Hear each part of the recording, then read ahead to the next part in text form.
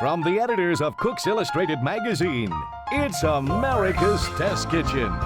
With your host, Christopher Kimball.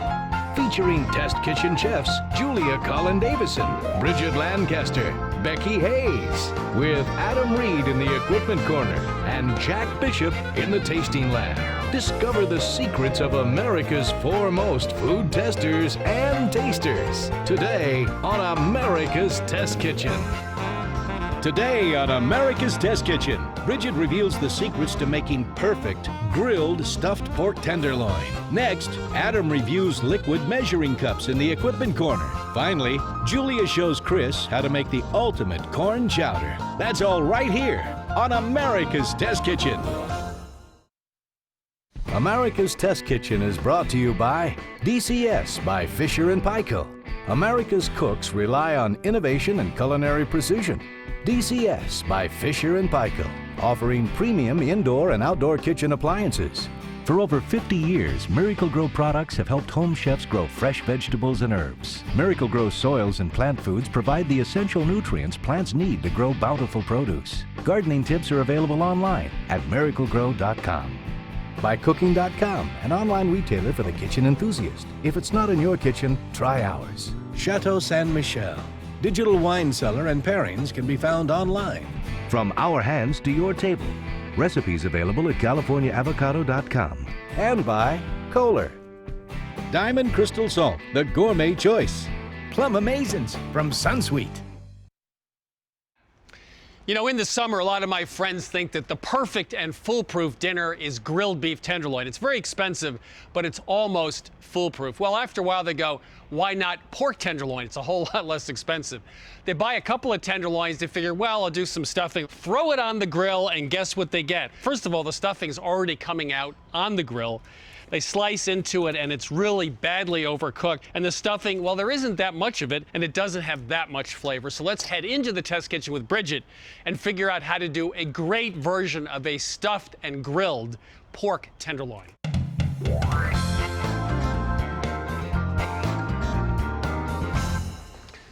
So we're doing a grilled stuffed pork tenderloin today. So let's start with the pig. That's a good place to find a pork tenderloin. The two big muscles at the back of the pig, top of the pig. One is the tenderloin muscle, which is on top, and underneath that is the loin. So let's actually take a look at those two cuts right here. These are tenderloins, and they're thin in diameter, not that large. And this is the loin, so don't confuse them. This has a little bit more fat in it, and it's not what we're talking about today. So we'll take the tenderloin. It's very tender, doesn't have a lot of fat in it, so it dries out fairly quickly. The problem is, how do you add flavor? And how do you add a stuffing that actually enhances the whole experience? And Bridget's here to enhance my experience. Are you? I hope so. You've been enhancing my experience for 12 years. That's right. Well, we don't need the loin. We're going to just work with the pork tenderloin. And we're working with two of them. Now, these each weigh between 1 1/4 to 1 1/2 pounds. But you can see one of the problems with trying to get stuffing into a pork tenderloin, there isn't a lot of space here. So we're going to find a way to get more stuffing in. And we also want to make that stuffing taste really potent and flavorful.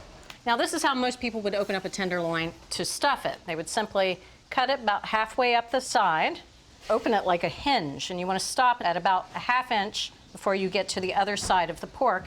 Now, you can see even with that, there would be just space for a little bit of stuffing. Then you'd fold it over, and all of it would squeeze out the side. You're showing me how I do it? That's right. This is how I do it. Well, this is actually the first step in doing it right. So I am going to stay with this. I'm going to put a piece of plastic on it. We're going to pound this tenderloin out.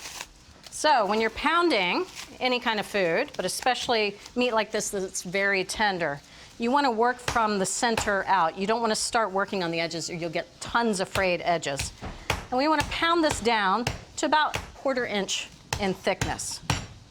Want to avoid tearing any holes into this, but you can see this is really creating quite a bit more surface area.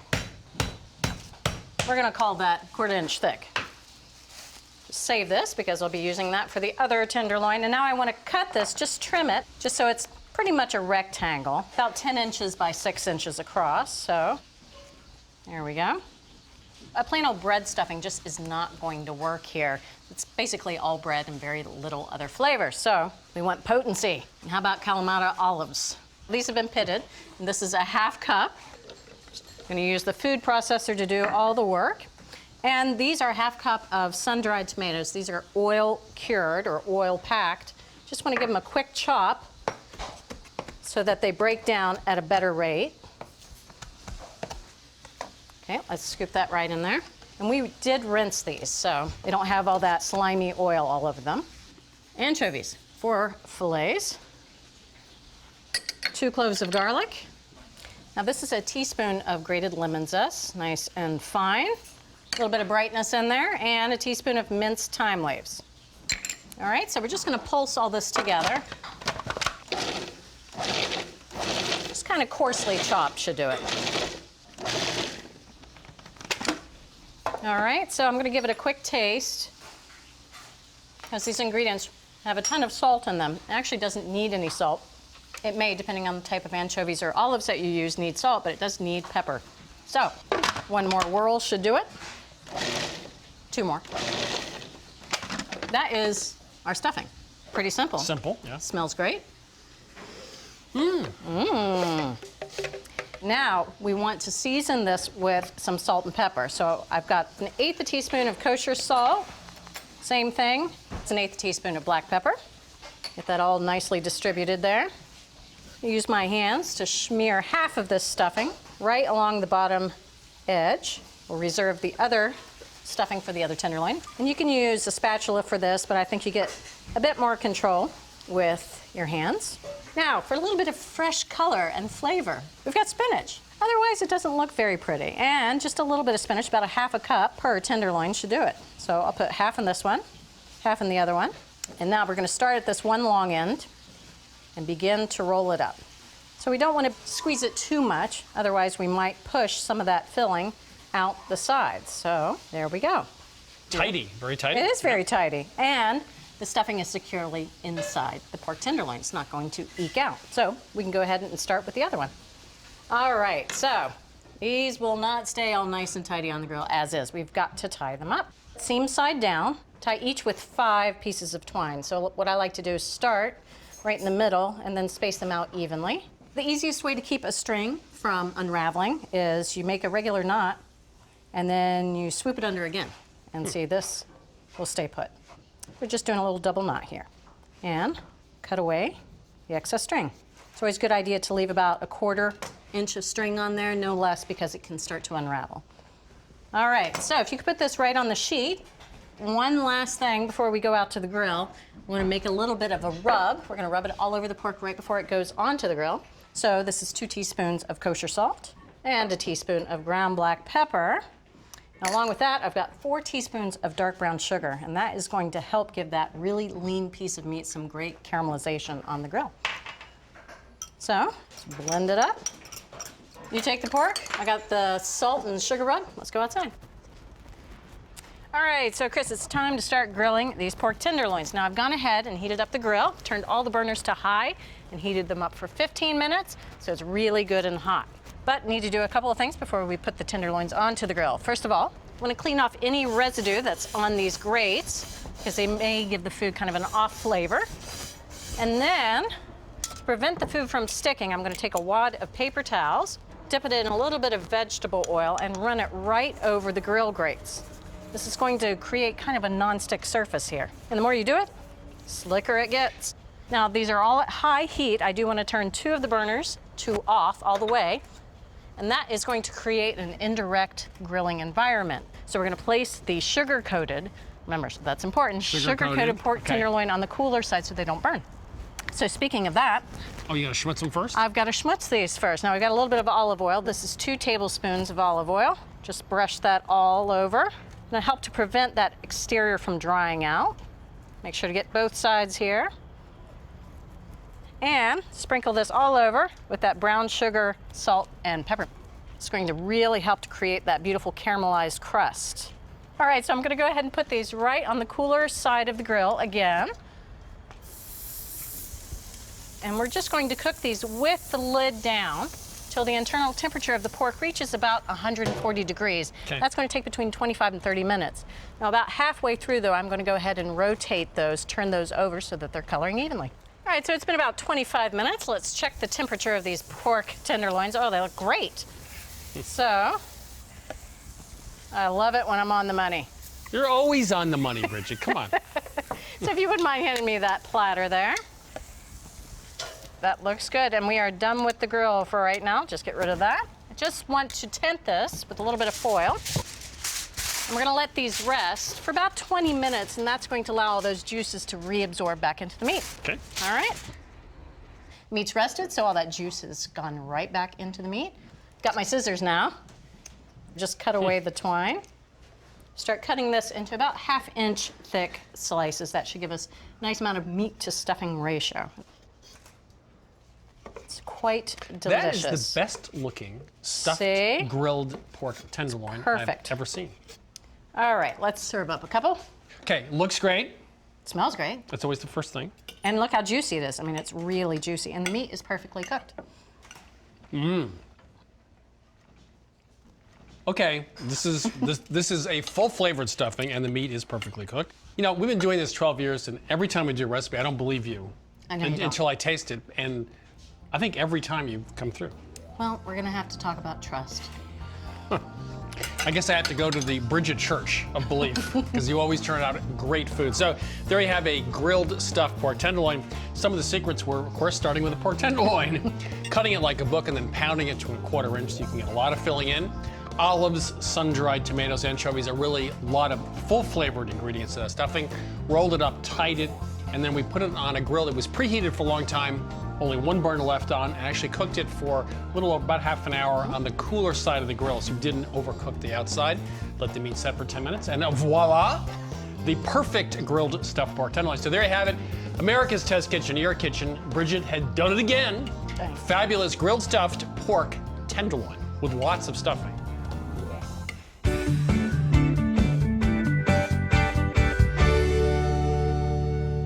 Years ago, I used to travel around the country and give cooking lessons, and I discovered something very curious about measuring. When I had local folks help out measuring and prepping their recipes, sometimes that pound cake I was making did not come out the way I had expected. Well, it turns out that they didn't measure very well, so I ended up doing a lot of my prep myself and measuring everything carefully. Well, it turns out in the kitchen, one of the biggest problems is people just don't prep properly. So we're here in the equipment corner with Adam to start the very beginning, which is which kind of measuring cup should you buy? And hey, does it matter? Oh, it matters, Chris. Does it ever matter? Stupid question. What you should buy is this measuring cup here, and you can't anymore. It's a sad moment. This is our favorite measuring cup. It's a Pyrex glass measuring cup, and they're discontinuing it. And that's why I had to start a whole new testing and find a replacement for the outgoing Pyrex. Now, I'll tell you, accuracy is job #1 when it comes to a measuring cup. And if it was off, it was automatically eliminated. But wait. People don't manufacture measuring cups where the measurements are off, right? I mean, that would be sort of rule number 1. You would be surprised. We were shocked. Some of these were as much as 2 tablespoons off. I couldn't believe it. The second issue with some of these is that there were no measurements in 1/4 cups or 1/3 cups, and that's just a non-starter for a measuring cup. So based on that pre-testing, we got rid of a bunch of them. They're gone, they're out of the league. We were left with 8 other cups to test. There are a few different styles of these cups. These are the read from above cups right in front of me. Usually you have to crouch down and look at the side markings, but these have panels on the interior with the markings so you can fill it up with liquid and look down into it to see what's going on. The way these things are designed and the markings can facilitate accuracy or give you a problem in terms of accuracy. You want nice, clear graphics, you want slim graduation lines, and you want to have clear walls so that you can see. And what I want you to do is take some of that blue water, we just tinted it blue for visual effect, and fill that one up, say to about a cup or so. And tell me whether you think it's easy to read. Okay, now for my meniscus look. Your meniscus look. Yeah. Yeah, that one's really easy to read. This is one that testers had a lot of problems with. This is the replacement to our favorite. This is a Pyrex. Why don't you fill that one up? What is it with the, I don't understand. What is it with the red stuff? I got to tell you, I don't really understand either. No, this either. is just stupid. There's sorry. this thick band of red paint around the 1 cup mark, and it makes it really hard to read.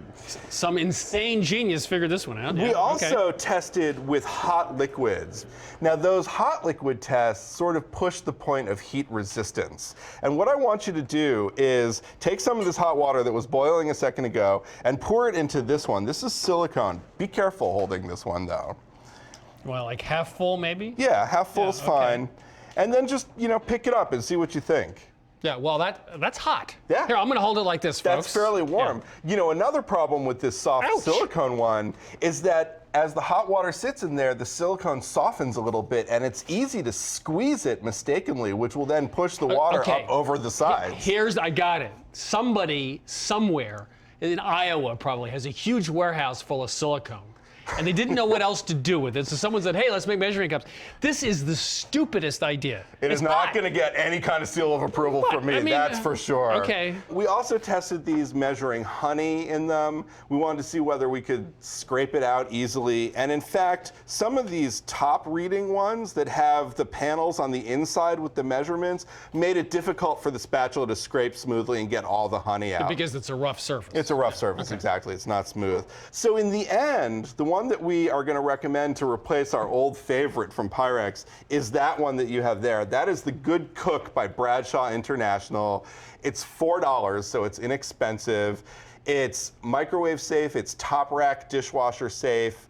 We wish it were a little sturdier. It's not like this old glass number, but at least it's inexpensive. So if it breaks, it's not expensive to replace.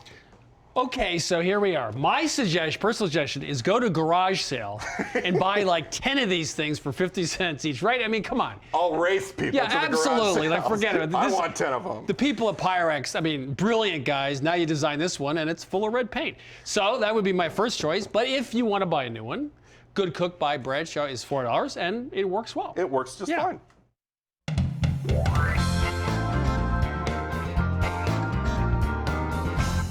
We get lots of mail or email here at the America's Test Kitchen, and some of them has to do with pronunciation. And I'm always at fault here, I know. Well, culinary. We have a little problem with culinary. I love your show, watch it all the time, but something is driving me crazy. The word culinary is actually pronounced culinary, not culinary. Since this is a culinary show, we thought we'd get this settled. So I called Dick Cunningham. He's at the English department at Framingham State University. He referred to the Dictionary of Modern American Usage, 98 edition. The preferred way to pronounce culinary is in fact culinary because the word is based on a Latin word, culinarius, pertaining to the kitchen, or culina, kitchen or food. Culinary is the proper pronunciation. The fig leaf is coming, folks. Less good, but still acceptable. Is culinary. Sounds way better. Now, two other things. Capsaicin, the hot stuff and peppers, and autolyse, when the bread dough sits around and it develops gluten just by sitting with the water, that's called autolysis. It's not an autolyse? It's not autolysis, it's autolysis. Capsaicin, autolysis, culinary. Your pants khaki or cocky? I'm always cocky. I know. Always. Okay, there we are. Corn chowder. Corn chowder. I think I pronounced that right. Yeah, chowder. Chowder. Oh, there we are. We're in Boston. All right, so corn chowder, the base, of course, is really good corn. We're going to use 8 ears of sweet corn. And no surprise here, we're going to cut the kernels off the cobs. You want to make sure that you don't cut too deep because you are going to scrape the milk out of the cobs. And if you cut the kernels too deep, they get really tough and fibrous at the bottom. All right, so that's 8 ears of corn or 5 or 6 cups of kernels. And don't be tempted to use frozen corn here. It does not work in this recipe at all. So now we want to get the milk out of the cobs. And you can use the back of a butter knife if you like. That works pretty well. But we found after making batches and batches of it in the test kitchen that a peeler works really well too. Yeah, it gets right in there and gets it all out. And you should have between 2 and 2.5 cups of this fibrous, milky stuff, which of course not only has great corn flavor, but also lots of corn starch in it as well, which is a good thickener. And that's it. We're going to set these aside for now and get started on the base of our soup. Here's 3 tablespoons of unsalted butter, melting over medium heat. I'm just going to chop up an onion, and I cut off the tip of it, cut it in half through the root end, which will keep the layers intact. And then I just peel back the outer couple layers, and I leave them attached because it makes a nice handle to hang on to. And then you slice in one direction, and then in the other direction. And then finally down to make a nice mince. You make this look so easy. I do love knife work. All right, we're gonna run our knife over this really quickly. And we're gonna add the onion right to the pot. And of course, it wouldn't be chowder without a little pork product in it. Now, classically, chowders use salt pork, which of course is just a clean, salty, porky flavor. But, we like the flavor of bacon because the sweet smokiness really added something to the soup. So that's 4 slices of bacon, which we cut into smallish pieces. And we're gonna add them with the onions so that they render their fat but don't get too brown. I'm gonna leave you in charge. Ooh. Yeah, we're also gonna add a little bit of thyme. This is 2 teaspoons of fresh thyme leaves, 2 teaspoons of salt, and 1 teaspoon of black pepper. Now that's a lot of salt, but it's gonna help us in the end. Okay. All right, so it's been about 8 minutes. You can see those onions have really wilted down and softened and are starting to get brown around the edges, which is perfect time to move on and add a little bit of flour. This is a 1/4 cup of all-purpose flour. So when you add it to the butter and fat in the pan, it makes sort of a roux, and that is a thickener for the soup. So now we're gonna add the liquid to our pot, and this is where our recipe really starts to make a departure from other recipes we found. By using water, many recipes use chicken stock or even milk, but we found that really diluted the corn flavor, and that's what we're after, our clean corn flavor. And so by using water, we really allowed that corn flavor to shine through. So now, of course, it wouldn't be chowder without some potatoes, and these are red potatoes. And we're gonna cut them into smallish 1/2-inch pieces, perfect for a soup. You wanna cut them one way, into slabs that are about 1/2-inch big. And then you cut the slabs into fingers, and you cut the fingers into cubes. And this is 3/4 of a pound of red potatoes. All right, so now we have our potatoes and our corn ready to go into the soup. And what we're not gonna add right now is the corn pulp. Now, many recipes just throw this in along with the corn for flavor and thickener. But what we found for that clean corn flavor is you could add it at the end. It'll give you that burst of fresh corn. But, of course, all these fibrous bits really marred the texture of the final soup. So we're gonna strain it through a cloth and get the corn juice out. Use a lightweight towel. That's clean, obviously. Put that in, and you should squeeze out a whole bunch of really fresh, clean corn juice, and you should get about 2/3 of a cup. And again, we're not gonna add this to the very end so we can preserve its really fresh flavor. All done. We'll set this aside to the very end. Okay. All right, so that has come to a simmer, and now we're gonna add the potatoes and our corn kernels. Bring this to a gentle simmer. All right, so this soup has been simmering for about 15 minutes. You can tell it's ready to go when the corn and the potatoes are tender. So now what we're gonna do is a common chowder technique. We're gonna take some of the soup and we're gonna puree it to act as a thickener. And we're gonna take about 2 cups or so, put it in our blender. You want it very smooth. Okay. Think I should put the top on? I think that's a good idea. Okay. You wanna puree this till it's very, very smooth, and depending on your blender, that could take a while, up to 2 minutes. Nice and silky smooth. Perfect. You can add it right back to the pot. All right, so you can see that added a nice thickness and body to the soup. And now we're gonna add a cup of 1/2 and 1/2. Yeah, now we're gonna season it with salt and pepper, as well as a little bit of sugar, because depending on the corn you get, the time of year and the variety, it could be more or less sweet.